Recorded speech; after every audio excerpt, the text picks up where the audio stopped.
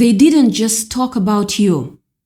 They weaponized their words to dismantle your peace. And in doing so, they didn't just hurt you. They detonated something inside their own community that cannot be rebuilt. What you're about to hear is going to reframe everything you've been carrying, because the story you think this is, it's not that story.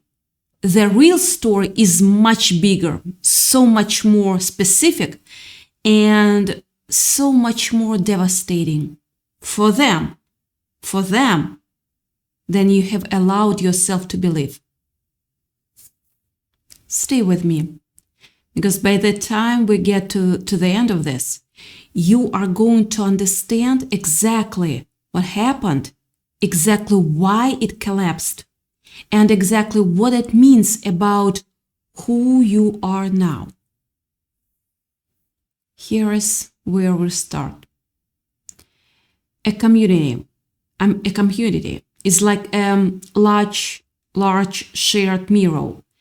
When it's intact, when people are operating with even basic levels of honesty and goodwill toward each other, the mirror reflects the best in everyone. You see yourself clearly, you see others clearly. There is a kind of collective vision that forms, and it makes people feel grounded and real and known. That's what community is supposed to do. But when people start gossiping, really gossiping, the kind that's organized and sustained and shared like a group project, it's like they start throwing stones at that mirror. At first, it's just a small crack, a chip in the corner. Easy to ignore, easy to rationalize. But the stones keep coming. And one day you walk in and the whole thing is shattered on the floor, and every piece is sharp, and there is no clear reflection of anything anymore. Just distorted fragments, dangerous edges, and scars. Scars in the frame that will never fully disappear. That's what they built. That's what they choose. And they did it with your name. Now let me tell you what actually happened. And I mean the mechanics of it, because I think you deserve to understand this at a level that goes deeper than people are just mean. Trust is a currency. That's not a metaphor. It's a social fact. Every relationship, every community, every group of people who gather around something runs on trust the way an economy runs on money. And what this group did, the gossiping, the calculating, the constructing of a version of you that served their narrative, there was a withdrawal. A massive, reckless withdrawal from an account they didn't own.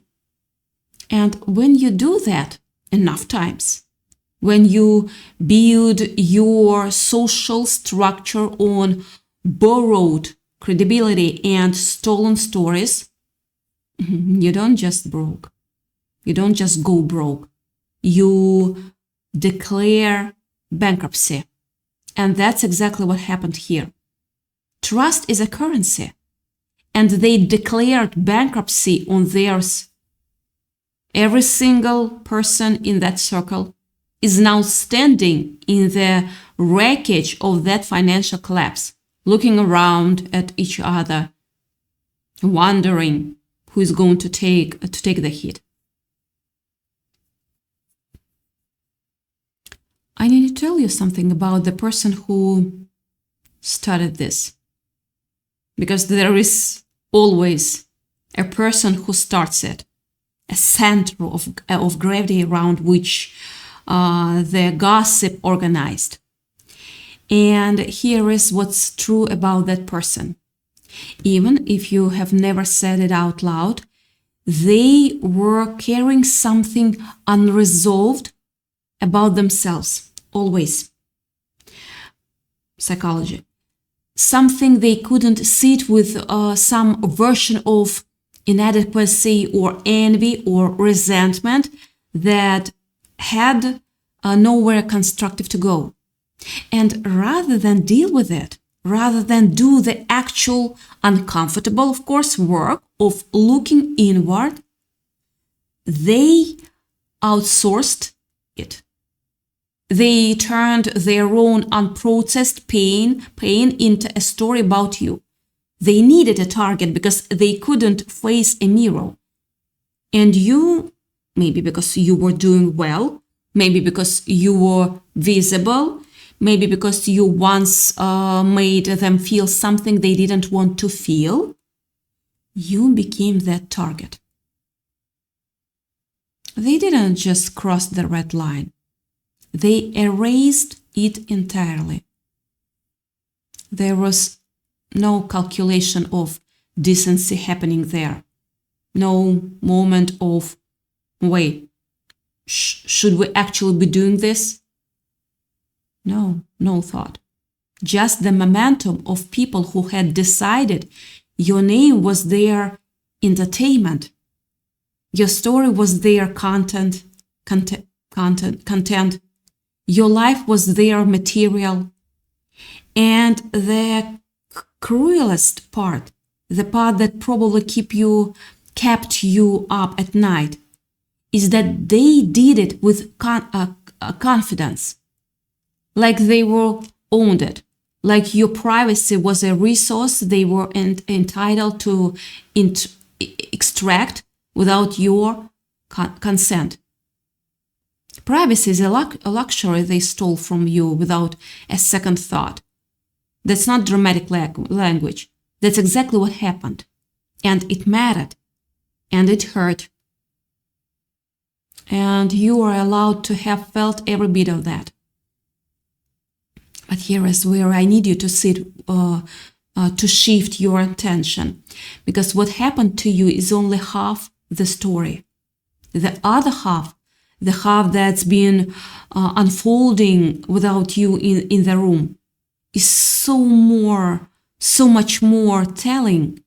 Because gossip, real, sustained communal gossip, has a life circle.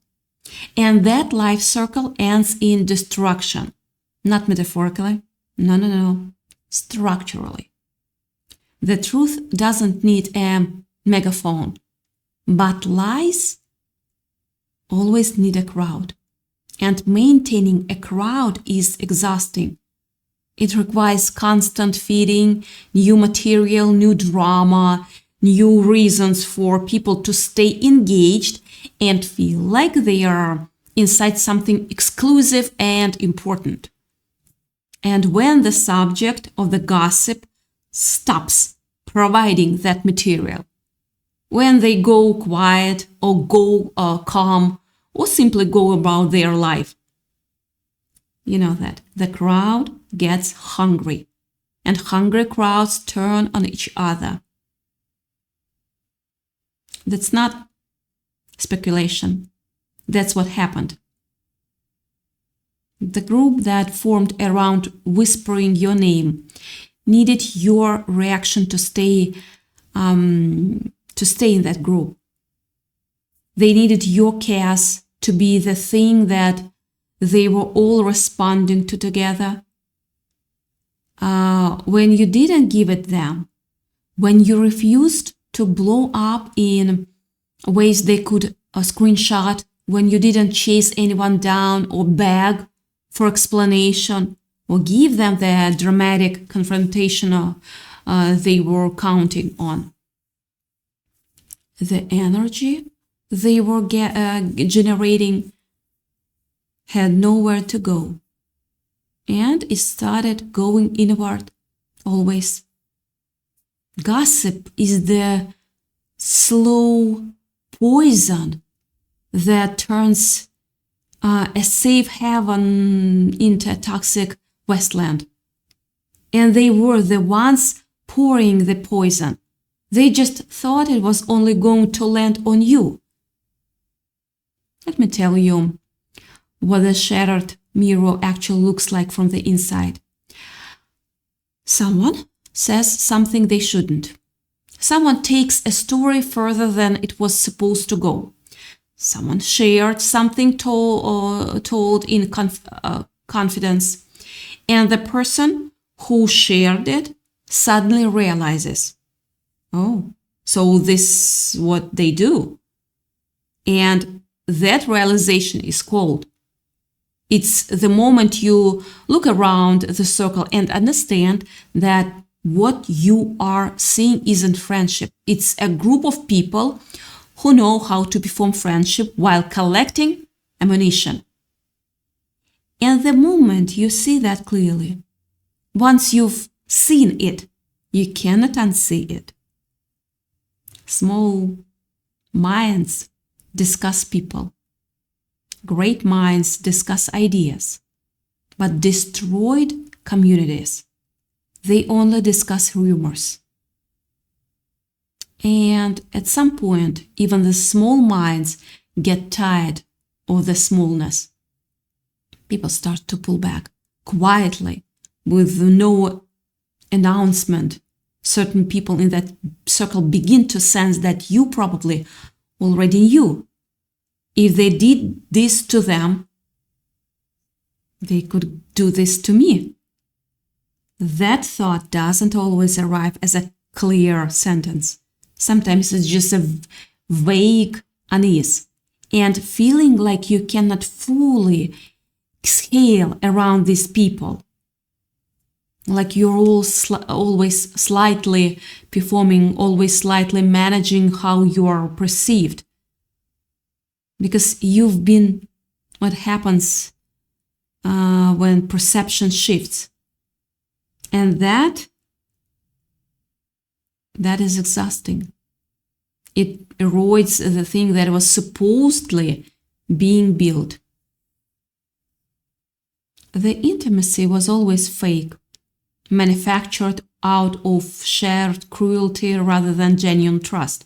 But now, even the performance of it starts to feel hollow. Someone misquotes something, someone's version of events doesn't match, someone realizes they've been represented in a way they didn't authorize, that their own words were edited before they reached the next person in the group, in the chain. And suddenly, the gossip, that specific gossip that was always aimed outward, starts turning inward. Because here is the thing about people who've spent months practicing the skill of talking about others. They don't automatically stop when the original target is no longer available. They have been training, they are good at it, and the nearest available subject is each other. They burned the bridge while you were still standing on it. And then they turned around and realized the only people left on their side were people capable of burning bridges. The specific collapse looks different in every situation, but there are patterns. Maybe two people who were tightly aligned had a falling out, a real one, not a little disagreement, but something that cracked the surface and exposed what was underneath.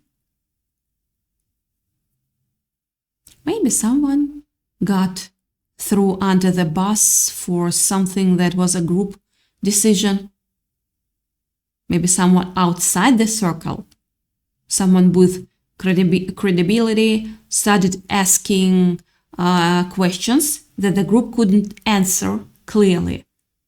Maybe the whole thing just slowly went quiet, not with a dramatic explosion, but with a gradual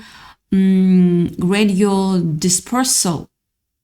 People finding reasons to be less available, threats going unanswered, the energy just draining out of something that had seemed so alive just months ago. And in the middle of all of that, at least one person, probably someone who was always slightly on the edge of the inner circle, always slightly uncertain of their place, started to feel something uncomfortable. Started to feel for the first time what actually felt like to be you. And that person either said something or went quiet or just stopped showing up, and the group either pressed them back in or ejected them. And either way, the fracture is there and it doesn't close, because you can try to glue a shattered mirror back together. You can spend an enormous amount of energy pressing those pieces back into place. But the cracks are still there. The reflection is still distorted. And everyone who looks into it can see something's wrong, even if they can't say exactly what. They traded their integrity for a moment of social clout. And that trade, that exchange of something real and lasting for something cheap and temporary, is now visible to everyone who's been watching from the outside. Because people outside the circle noticed. Mutual acquaintances who caught fragments of their situation, who heard accounts from multiple directions, who just observed the wreckage as it became increasingly public. They drew their own conclusions, and those conclusions land in the same place almost universally. These are not trustworthy people, and they are talking about you with everyone. They were never for you. And the people watching from the outside now understand this about the entire circle, not just one person, the whole structure. Your reputation, contrary to what they intended, is not what's in ruins here. Now, I want to talk to you specifically, not about them. I don't care about them, about you. Because some of you found this video in the middle of the acute phase, and you just found out that what was being said and the wound is fresh, and it is genuinely hard to breathe around it. And some of you found this video months later in the quieter aftermath, when the immediate sting has faded, but there is this residue of hypervigilance that you carry into new spaces. This heightened sensitivity to who's watching, who's whispering, who seems slightly too interested in things that are not their business. And some of you are somewhere in the middle, watching the community fracture in real time, feeling this strange cocktail of vindication and grief that nobody warned you about. All of that is real. All of it makes sense. And I want to say something specific about them. Hypervigilance, because it gets mischaracterized as paranoia or overcorrection, and that's not fair. Your nervous system is doing exactly what nervous systems are designed to do, protecting you from repeating a painful experience by scanning for early warning signs. That's not a disorder. Of course, that's intelligence. Intelligence. The question is whether you let it run in the background all the time, or whether you can, over time, start to calibrate it, to use it as information without letting it run the show. Let me stop here. Because the person you are becoming doesn't need to be afraid of rooms anymore. The person you are becoming can walk into a space, notice what's real, and choose accordingly. That's a different relationship with awareness. That's wisdom rather than wound. And here is the thing about the shattered mirror that I haven't said yet. The thing that matters most. When the mirror breaks, everyone loses. The gossip loses their credibility. The community loses its coherence. Their relationships lose the trust that held them. But you are the one person who walks away from a shattered mirror with something the others don't have. You walk away knowing who you are when it's reflecting clearly. Because you never needed their version of you to know your own face. You held onto your own narrative. Not perfectly, not without pain, but you held it. They tried to fix you in place, to reduce you to a story that was small enough and static enough to be managed and dismissed, and you refused to be fixed in place, not with a declaration, just by continuing to be more than they could contain. Character is what you do when no one else is looking. Gossip is what they do when you are not in the room. And what you did when you were not in that room, the way you carried yourself, the choices you made, the refusal to become someone you'd be ashamed of later. That is the only story about you that actually matters. They mistook your silence for weakness and your kindness for an invitation. That's the most expensive mistake they made, because the silence wasn't weakness. The silence was you refusing to add your energy to a fire that was going to burn them either way. The kindness wasn't naivety. The kindness was you staying yourself under conditions specifically designed to make you someone smaller and meaner. You're not mean. That takes more strength than anything they demonstrated in any of this. A boundary isn't a suggestion. It's a line in the sand they choose to jump over. And the moment they jumped over yours, the moment they decided your story was theirs to tell, they set something in motion that they didn't understand and couldn't stop. Not because you retaliated, no, because the internal logic of what they were doing was always going to arrive here. Communities built on gossip don't survive because of that. They can't. The foundation is corrosive. The material they are building with eats through the structure from the inside. You don't have to do anything to make this happen. No. You just had to wait and live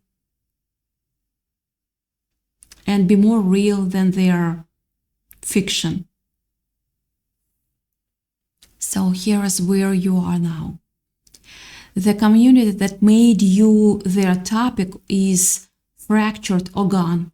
The mirror they were all looking into together is shattered on the floor. Sharp pieces everywhere, and nobody's reflection is clean anymore. And you are standing outside all of that, maybe still a little raw, maybe still reconstructing some walls that needed to come down differently, but fundamentally yourself in a way that is actually harder to achieve than it sounds.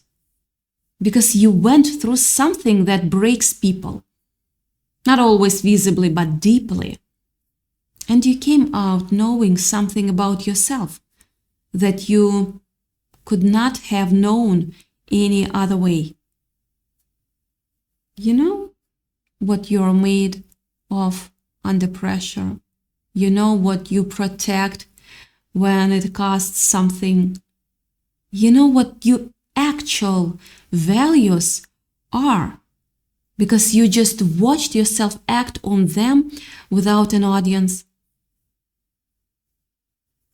Stop looking back at the wreckage, not because it doesn't matter, and not because they don't deserve the consequences they are living in.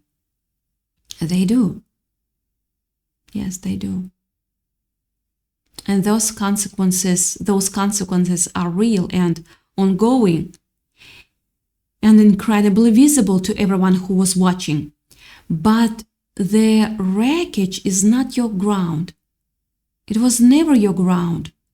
Your ground is ahead of you, and it's solid, and it's being built right now out of every choice you made or you make from here. That is true to who you actually are. That's not a nice way to close this out. That's the literal truth of what's available to you on the other side of this experience. They erased the red line. But in doing so, they showed you exactly where yours is. And you are never going to forget it. Neither are they,